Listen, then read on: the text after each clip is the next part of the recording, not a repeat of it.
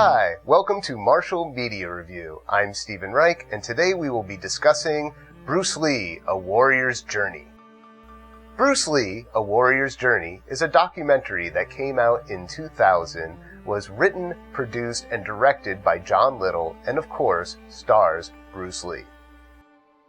So this is a documentary on Bruce Lee that focuses primarily on his acting years, leading all the way up to his death in 1973. It shows how, as Bruce Lee developed his Jeet Kune Do concepts, the more he used film and TV to teach and express them. This was most apparent in his final uncompleted work, The Game of Death. But thanks to long, missing footage assembled according to script notes found amongst Bruce Lee's personal effects, we get to see over 30 continuous minutes of fight action from the movie Bruce Lee was making at the time of his death. This is an excellent documentary with commentaries from Linda Lee Cadwell, Taiki Kimura, Han-Jae, and Kareem Abdul-Jabbar.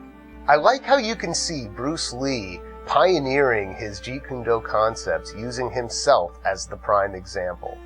That the key to truly evolving as a martial artist is adaptation, and how we adapt will be different for everyone.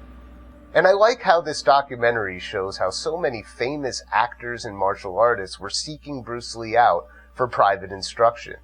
I mean, you have famous actors like Steve McQueen and James Coburn, and you have famous martial artists like Chuck Norris and Joe Louis too. So I never liked the release version of Game of Death. Most of it was done with stunt doubles, and there's barely 15 minutes of actual Bruce Lee footage in the whole movie. Not only do you get to see more of Game of Death in this documentary than in the actual movie Game of Death, but you get a better sense of the story Bruce Lee was trying to tell through this movie, using symbolism to express his philosophies. I mean, that is something that was certainly lost in the actual movie. It is a true shame that we will never get to see the Game of Death as Bruce Lee intended it. This documentary is probably as close as you're ever going to get. So it's definitely a must-see for all Bruce Lee fans out there. I give it 5 out of 5 stars. So have you seen Bruce Lee, A Warrior's Journey? If you have, what did you think of it? Let me know in the comments. And of course, if you know of any martial art movies or documentaries or films or books that you'd like us to discuss on the show, let us know that in the comments as well.